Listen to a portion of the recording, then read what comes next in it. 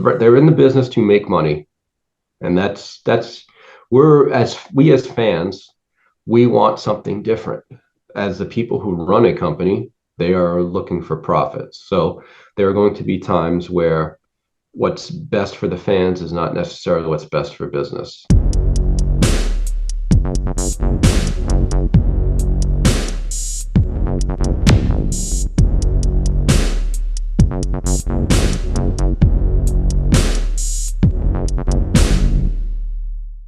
What's going on, guys? It's your boy, Tom Talk Trash, and stand back with another interview. This time, I'm joined by Dan from Belts by Dan. So, welcome to the show.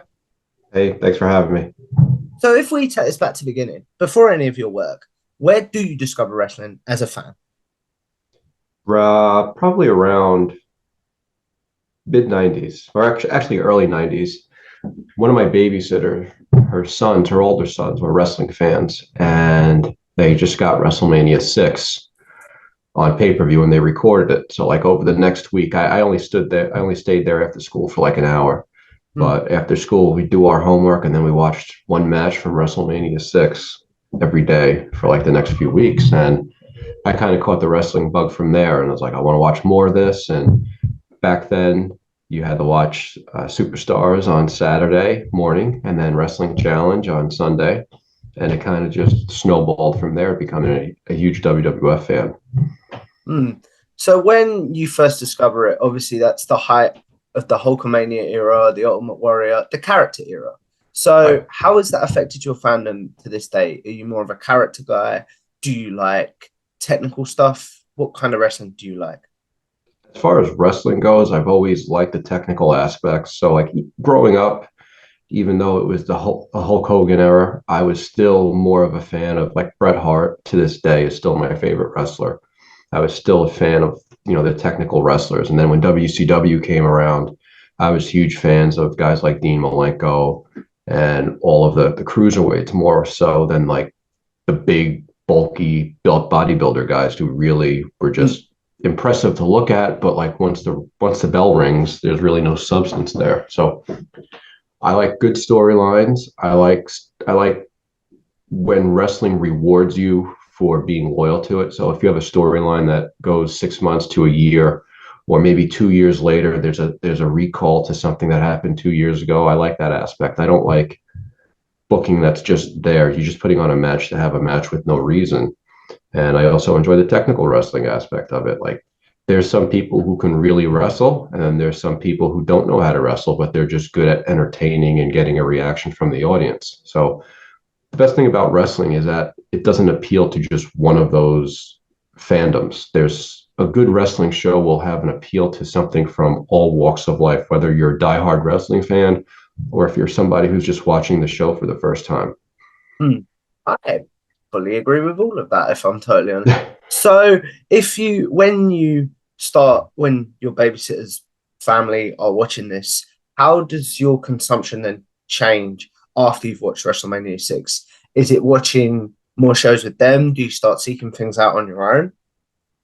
They were one of the first people I knew who had cable and they had pay-per-view. So they got every WWF pay-per-view every month and they would record it. So even though I wasn't there to watch it live with them, they taped it and then we would start watching the pay-per-views when I stayed there. And then on my own, I was watching Superstars and Wrestling Challenge on the weekend. So that's kind of where it went from there. I was in New York, so it took a few years before we got cable, and then once we got cable, that's when you discovered WCW. You comparing WCW to WWF, WCW did look like minor league at that time, but there were a few characters that really stood out. Like Sting immediately comes to mind. Like this was a guy that I was drawn to, and Rick Rude was a really good bad guy. And for some reason, like I didn't understand the appeal of Ric Flair back then. And it took me a long time as I got older and more mature, and then eventually doing tape trading, where you start seeing a lot of the older footage that wasn't easily accessible back then. And by starting to become a connoisseur of classic wrestling, you start getting a better appreciation for some of those guys that you might have seen past their peak. So, if, for example, you talked about not understanding Ric Flair back then, do you remember this specific moment that you were like, okay, I get the appeal now of Flair? Yeah, doing some tape trading, getting a bunch of old Jim Crockett events, and not necessarily the wrestling aspect, because as a child, I didn't want to watch a 30-minute match. I didn't want to watch an hour-long match. But seeing the vignettes of the Four Horsemen and Dusty Rhodes and beating him down and just how dominant the Horsemen were, like that is the appeal that, like, all right, this guy is pretty cool. The actual in-ring work, I didn't really care about. And then as I got older and older and more mature and started breaking down like the actual wrestling mindset of controlling a match and the pacing and when to be on offense and when to sell, like that gave you a whole second appreciation for Ric Flair as far as an overall entertainer goes from all sides of wrestling. He didn't just deliver on one side or both. Like if you would like stat him out, he'd be 100% in like everything. Hmm. I can see what you're saying there completely. But what about belts? When do they sort of come into your life and something that you're like become passionate about when it comes to wrestling? My first live event was SummerSlam 91. And like I said before, I was a huge Bret Hart fan, and Bret Hart winning the IC belt for the first time, I was there. I saw it live. I loved it. I wanted to leave after that match. Like my family, we didn't stay for the wedding, and we didn't stay for Hogan and Warrior versus Sergeant Slaughter. Like I had no interest in that. After I saw Bret win, I just want to leave. So the classic IC belt was what made me drawn to wrestling belts overall. So as a kid, the first thing everyone does is make your own custom belts out of cardboard or whatever arts and craft supplies you have around the house. And then if you beg your parents enough, maybe you get like the $20 foam belt from the merchandise catalog. That's what we had back then. We didn't have the replicas like you have today. So that was always something in the back of my mind. And being an active wrestling fan in 1999, after Starcade, QVC had a special with WCW where they launched the first replicas of the big gold belt. And it's like, whoa, like you look at it back now and it's like that looks like a piece of like a kid's toy junk. But Hmm. back then it was amazing for what it was. So being on the Yahoo forums, wrestling forums back then, it's like, whoa, these are they're making copies of wrestling belts now. Like you can get something that's close. And then over the next few years, when they started releasing more and more replica belts, I started becoming more and more engaged and involved in that community aspect. And the Yahoo groups, there was probably maybe 20, 25 of us. Hmm. And if there was a few people who had actually real belts. And then that you're kind of like, well, what's a real belt? It's like, oh yeah, there's guys who actually make the belts that are on TV. And if you can get this guy's phone number, you can call him up, you can buy a real one. It's like, well, how much do they cost? Well, this is 1998. So if you were lucky enough to have Reggie Parks' phone number, you can call him up and get a Winged Eagle belt for $800. Ooh. But I'm still a young kid in high school, so it's like it's not something I can afford. But Hmm. just understanding and knowing that it's even a possibility was amazing. So Hmm. actually getting involved in it, like again, I'm a kid in high school. I don't have money, so there was a limited amount of these replica belts available, but people would buy them and not want them, and then want to sell them, or they get damaged. So I would buy them as cheap as I could. I'd fix them up, clean them up, repaint them, and then either keep them or offer them for sale. And that was like the first instinct of a business where it's like, I'm going to get this, I'm going to improve it, I'm going to sell it, I'm going to make some more money, and then I'm going to reinvest it in it. So eventually, that kept going for a while. And in 2001, person on one of the Yahoo boards had a Reggie Parks Intercontinental belt for sale. And I asked him how much he wanted. And he said, I'll do 800. And I sold all the replicas I had and all the money I saved from my summer job. And I bought my first real Reggie Parks belt that year. And Oh wow. just kept snowballing from there. What was that moment like where correct me if I'm wrong on this, but you open the package and you're like, that's a real Reggie Parks belt. What's that moment like? The initial opening, as soon as you open the belt or the box, if you've never held a real belt before, the first thing that hits you is the smell of leather. It's kind of weird because like you have these, if you're just used to replica belts, you're used to like the plastic or like the rubber really Mm, being really stiff and the details aren't too detailed in the plates. But you open this box and you pull out this belt and it's heavy and it smells like leather and it's flexible and floppy and all that stuff. And you're like, holy cow. And you start rubbing your fingers over the details, just trying to feel like you get a full sense of the belt using all of your senses. mm. And that's the huge difference. It's something that visually, comparing a real belt to a replica belt, you're only getting part of the picture. You need to hold it in your hands. You need to play with it to fully appreciate the differences. Mm. So, what, when do you then? I'll ask you this now. You have so many belts behind you at the moment. So, which one would you say is your favorite I that you still own? go back to the IC, but like the belts behind me, they all have different meanings and they all have different uh, stories behind them. So, like the first belt I ever had, I don't have anymore. But even though it's not a WWF belt, let's see.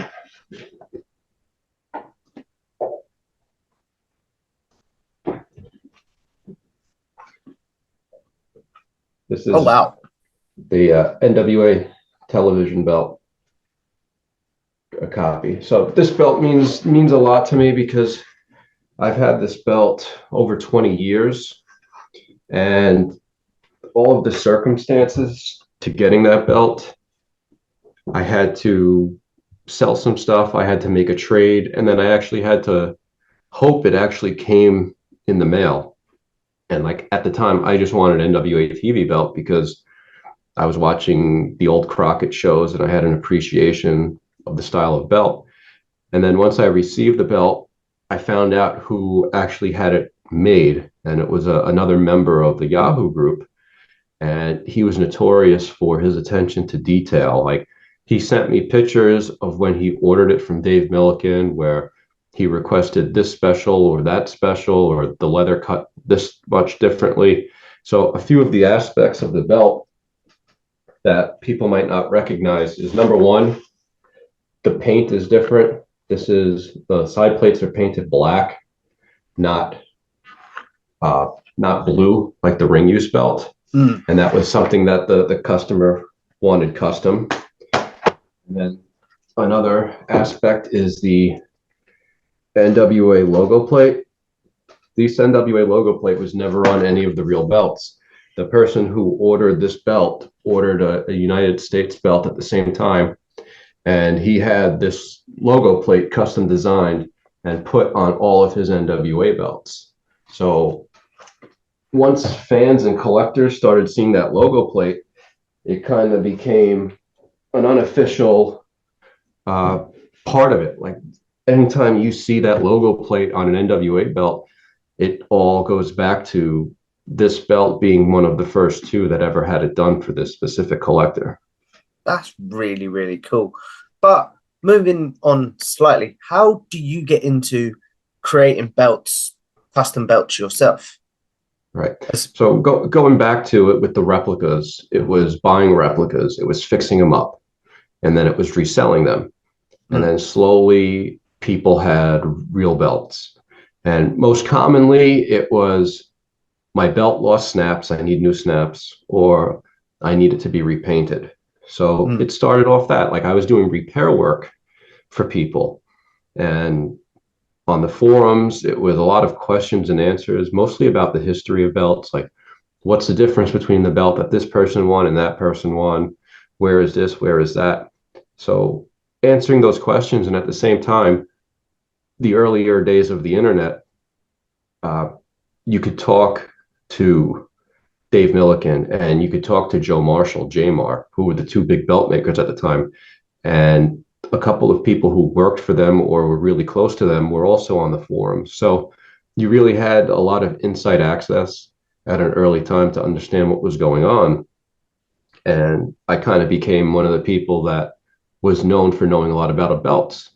mm, So after the repair stuff, people were like, well, I want a custom belt, but these guys are either too busy or they're too expensive. You seem to know a lot about belts. would you be interested in making a belt? Like I knew the process, I just never actually did it. And eventually it got to the point where I considered myself pretty handy. And I said, well, if you're willing to, this is going to be the first time I do this. There's going to be some mistakes. It's going to be a lot of trial and error. If you're willing to, pay for it, I'll work with you on it. And I started doing some releathering on my own. And my first releathers were terrible because we didn't have the resources or the knowledge that seems to be so openly out there today on YouTube. Mm. So I'm still friends with the guy who owns the first belt I ever releathered. It was a AWA heavyweight belt. And he messages me sometimes. He's like, I'm holding on to this because one day I'm going to blackmail you over it because it's so bad that if I ever post it online, everyone will make fun of you. And we laugh about it because it definitely was. Like, I didn't have the tools to properly do a leather strap like that. So it started off that way. And then eventually it was artwork. And the artwork for belts is probably one of the most difficult parts of it.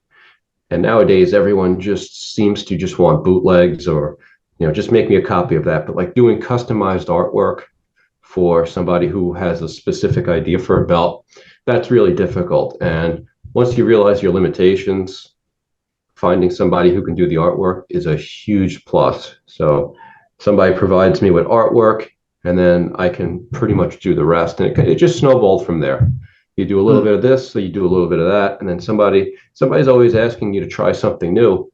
And as long as you're willing to try it, you can teach yourself, and you make some mistakes along the way, but overall, you start improving what you can offer to your clients. What has been, you talk about there, people wanting maybe some outlandish belts and stuff. What has been something that someone has pitched to you that you're like, nope, that's not possible. Like, I'm really sorry, that's not going to happen. Well, there was one belt that a client pushed to me that he wanted to do a championship for handicap wrestlers. So like the wrestling belt itself had like images of people in wheelchairs, and I just thought it was really offensive, and I just outright told him no. Okay. And he had artwork done, he had the money ready, like it was just like a matter of principle where it's like I'm not going to associate myself with something that wrestling's supposed to be fun. And if you do wrestling to make fun of anyone or to make people feel uncomfortable, it's not something I want to be a part of. And then I had another client who I took the job for them, but they had some really specific requests as far as, the belt needed to weigh exactly a certain weight. They wanted this belt to be very, very heavy. And I warned them before time. I said, listen, belts are normally only a fraction of this weight. If you add all of that additional weight, you're putting more stress on the studs or the bolts that hold the plates to the leather. So the more weight you put on, more stress, more likely to break. So they asked me, well, how do you get around that? I said, well, I could add more studs, more strength, but it's going to look bad on the back, the backing where the covers the nuts. And they're like, nope, do it anyway. We want this belt to weigh exactly what we said it did. And after everything I did, it was still a few pounds lighter than what they wanted. And my only other option was to add wheel weights. So if you go to an automotive store, like if your wheels aren't spinning properly, they're not properly balanced, you can buy little weights that you put on the bottom of your rim.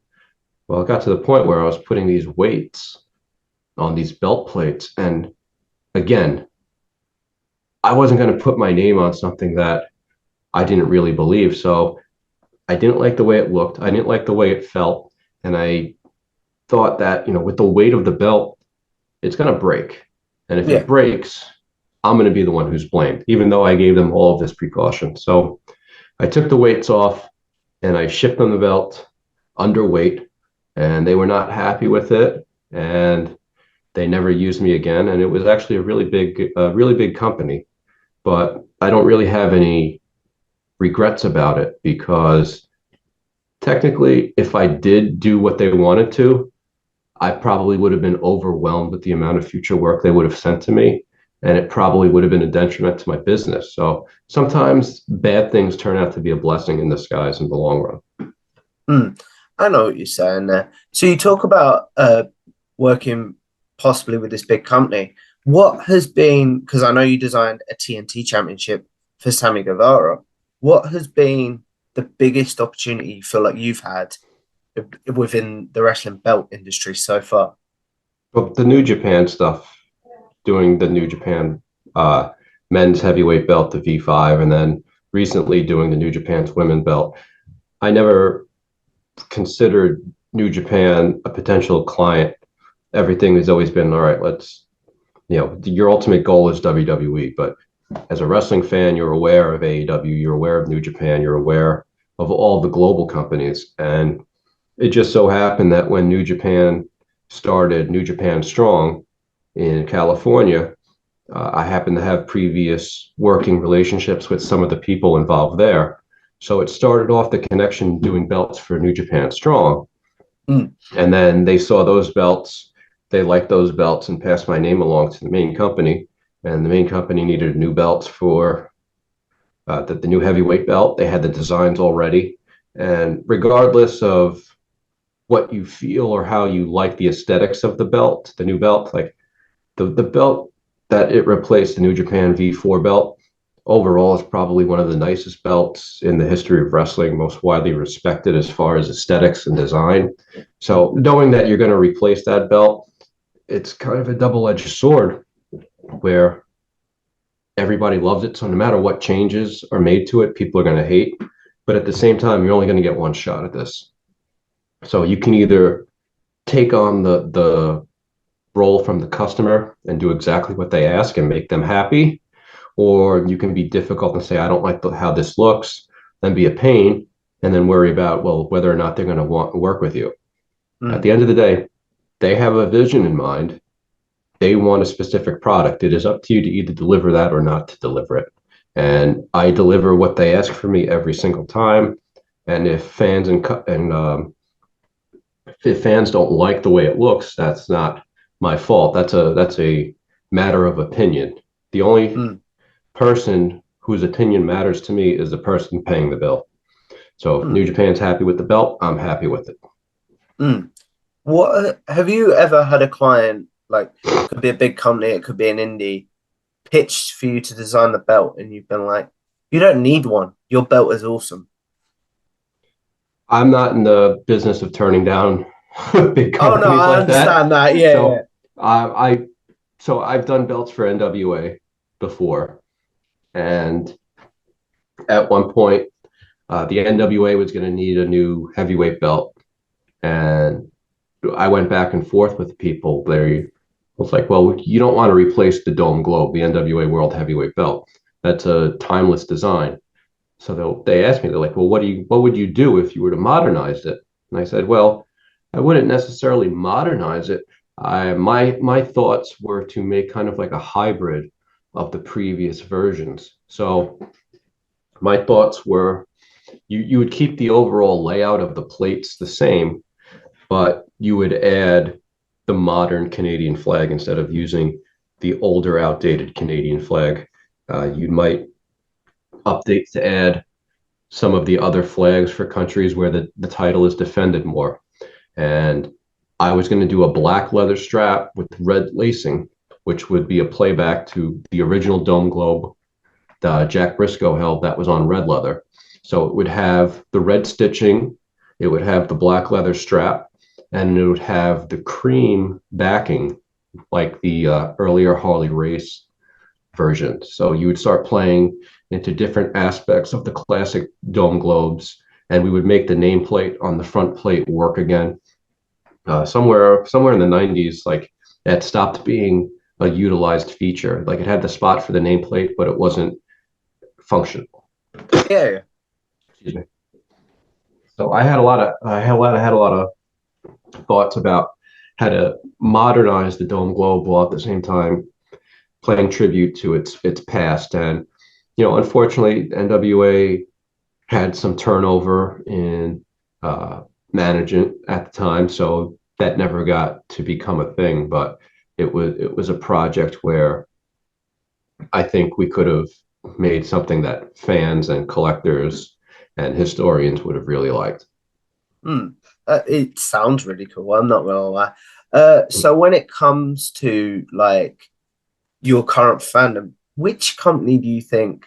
I'm not trying to name and shame people. But which companies do you think have the best belt design currently, and which company do you think you're like they need some work? I think right now, impact overall, like if you're making a complete set of belts from the aesthetics, the way it incorporates the same features and designs across all of your titles, I think Impact Wrestling has the best overall set of belts. The company who makes them top rope belts, they have a designer. His name is Jesse, and he's probably one of my favorite designers as far as the way of pulling aesthetics in belt designs go. And it's one thing if you have a talented artist, but top rope belts can actually turn that artwork into finished belts that really come across looking well on TV. And they're my favorite overall set of belts being used on TV today. And then as far as companies that need need some work, um, there's this independent company down south. I think it's called New South Wrestling, and their main belt is probably you've probably seen it online. It's probably Mm, about this big by this big. I think it's kind of like a joke at this point, but that can't be comfortable for somebody to wear and hold. And imagine if you're the champion trying to travel with that thing, like it's a yeah, burden. definitely. So like you kind of you made your point with it, but I think you got to replace that at some point and get something that's a little bit easier to handle. Mm. You've talked about there your favorite belts and your least favorite. So to you, what makes a good championship belt? What makes a good championship belt for someone to wear? Well, the first is the overall size. There's some belts that are too big, there's some belts that are too small. And looking at like WWE right now, in the 90s and 2000s, you had people who were 250, 350 pounds, big bodybuilder types. So the belts were a little bit bigger to fit those types of bodies and accentuate the features. Now, wrestling has kind of changed direction where you're having guys a little bit closer to the 225-pound mark, like traditionally known as cruiserweights, are holding your main belt. So the belts themselves seem a little bit too big for those people. So the belts should probably be scaled down to fit the type of wrestler that's going to hold them. That way it looks better on them. And then the way details come across on TV, a lot of people don't take into consideration, especially for a televised company, the way the lighting in the arena affects and bounces off. So Triple H just showed off the new WWE World Heavyweight Championship belt design. And to be honest, on You couldn't television, really that see it on the TV, belt could looks you? terrible on television. And Mm. it's not because of the belt itself. It's because of certain aesthetics that don't play well on television with arena lighting. Now, you take a look at the pictures that they posted on WWE.com. You look at the up close videos that have been posted on WWE, backstage, and in person, like that belt looks beautiful. But there's so many intricate details that are not coming across on TV. It looks very muted and very bland. So when you're designing a belt like that, you need to take into consideration how it'll look on TV. And in my personal opinion, if that belt had some more color, give it some paint in the background to make some of those details like the lions and the floral patterns pop, and use some accents of colored stones, the belt would come across on TV. Like I tell companies all the time, I go, this belt looks great if you're 2 feet in front of it, but if you're in the fifth row, can you read what it says? Can the person on television easily identify what that belt says? So the use of paint and the colors used on the belt is very important to make it stand out to the audience. Mm. So you talked about the WWE World Heavyweight Championship there. I am curious to know, and this is a small question, but like, what is your thoughts on the way WWE now uses their logo? Is like in their belts. Do you think that works, or do you think that that's sort of like a It's I it's don't know. I 100% know what I'm trying to marketing, think. right? I know what word I'm looking for, but I can't think of the word. But I know what you're saying. Right. It's 100% marketing, and it goes back to the late not the early excuse me the early 2000s when sports teams. So, for example, I always use this example of the Detroit Pistons when they won the Mm, NBA championship. Uh, Ben Wallace gave the whole team copies of the big gold belt, and WCW is no longer in business, but you have the NBA champions on television with millions of people watching, and you see the whole team holding a copy of the big gold belt. And I know that must have made people within WWE so upset because it's a perfect marketing opportunity. It's a cross platform to get your brand across. Meanwhile, the company that they bought out, the dead company, WCW, it's their belt that's there. So by changing the aesthetics of the belt, that way the first thing you see is that WWE logo. mm, Now you give them out. Every time a team wins a major sporting championship, WWE sends them a belt with the custom side plates. And then the person is so happy about it, they post it on social media or they do it, wear it in the parade. And instead of seeing the big gold belt, you see that WWE logo. It's all about branding, it's all about marketing and advertisement. And for a multi-billion dollar company like that, that is the part of business detail that makes you successful. It's genius. mm, They sell millions of dollars worth of replica belts, and that's a huge portion of it. The people who complain about it are a vocal minority. mm. The company does a lot better using a big logo branded belt than they would something that's generic wrestling with a small logo. Mm. Uh, as you've helped me realize something today, because as a fan, I'm not a fan of them. I just don't like the way the belts look. But I do see what you're saying. That makes total sense. So thank you for helping me realize that, if I'm being totally honest. No problem. It's a business. At the end of the day, it's a business. Yeah. They're in the business to make money, and that's we as fans, we want something different. As the people who run a company, they are looking for profits. So there are going to be times where what's best for the fans is not necessarily what's best for business. Mm, I totally agree with what you're saying there. But that's really cool. What as we look at wrapping this up soon, where is your current fandom of wrestling? Like, what do you watch, etc.? Well, I'm really busy between, real life, having four kids, having the belt business, doing my other jobs, my 9 to 5, and just trying to keep a house. So most of my wrestling consumption is through Twitter and through YouTube and through like highlight clips. So, I'll still watch the major pay-per-views when I get a chance, but I don't watch the weekly shows. I get highlights and watch highlights on TV, on YouTube and on Twitter, and I stay up to date with storylines that way. And if let's say, for example, Meltzer gives a certain match a bunch of stars, and a bunch of people are saying, you got to go out of your way to watch this. Yeah, I'll take some time and I'll watch it. So, Mm, I'm going across my Twitter feed this morning, and a lot of people are talking about Backlash and making a mention of like some of the matches that happened last night. So, probably I get off finished with this interview with you, I might go check out maybe one or two of the matches from Backlash. I'm mm. not going to sit. I don't have the time to sit there and watch a full 3 hour pay-per-view, but I'll consume. It's kind of like a filter. I use the internet as a filter. There's stuff I don't want to watch or waste my time with. So I use that to kind of only watch the good stuff. But yeah, Yeah. I don't limit it. I don't limit my wrestling. Like I'll watch whatever I can. I'll watch Lucha. I'll watch New Japan. I'll watch like MLW. Like whatever comes across my Twitter feed. It can be a small independent show. If the match has a good rating or somebody says, watch this, it's entertaining, I will. I'm not. I think that's important. There's more good wrestling out right now than there ever has been in the history of wrestling. And like I said, wrestling can come across for all aspects of all people. It doesn't matter what you like. There is wrestling out there for you.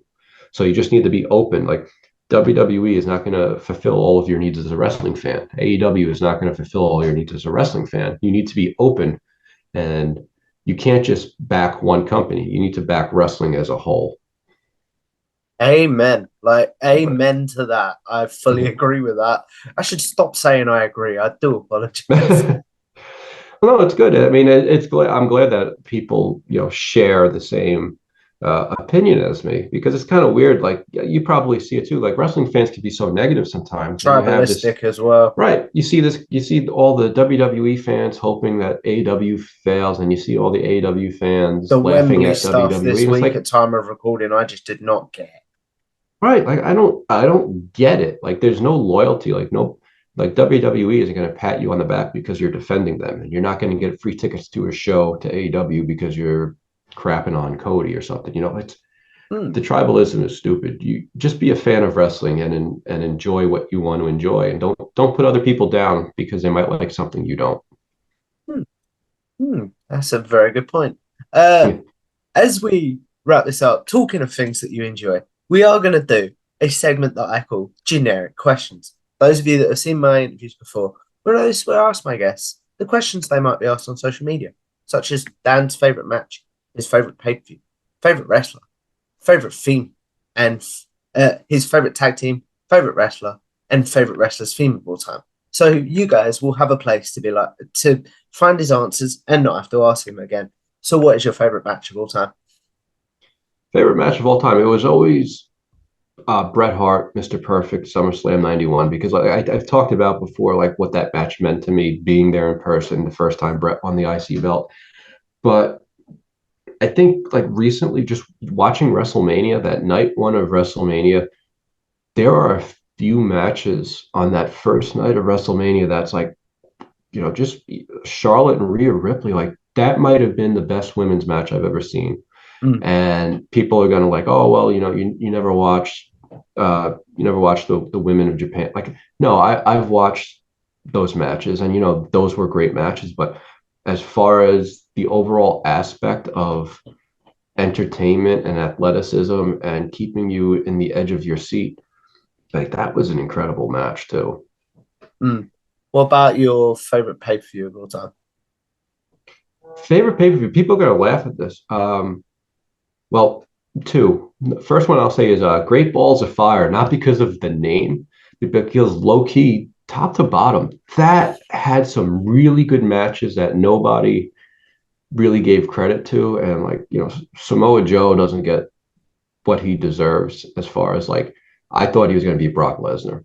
And then traditionally, my all-time favorite pay-per-view would be ECW Heatwave '98, because again, it's another pay-per-view that top to bottom delivered. And it's the peak of ECW where you got all of your aspects. You got your hardcore wrestling, you got your garbage brawls, you had your technical wrestling. It delivered from top to bottom. So if you've never seen that pay-per-view, go out of your way on the network to or Peacock to watch Heatwave '98. Hmm. What about your favorite wrestler's theme song, like their entrance theme of all time? Oh man. Like, I'm like a lot of people, like my gym playlist is like a lot of old wrestling music. And uh I'll say like I've had a few MMA fights, and my first MMA fight I came out to this Fire Burns, which was CM Punk's theme. And that's something that just gets me really pumped up. So I'll go with that for now. Hmm. That's very cool. What about your favorite tag team of all time?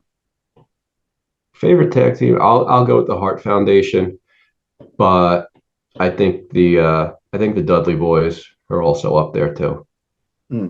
So what I like to do when my guest gives me two options is we're going to fantasy book for a second. We're Right. booking the Dudley Boys versus the Hart Foundation. Where is it taking place? What's the stipulation? And who is going over?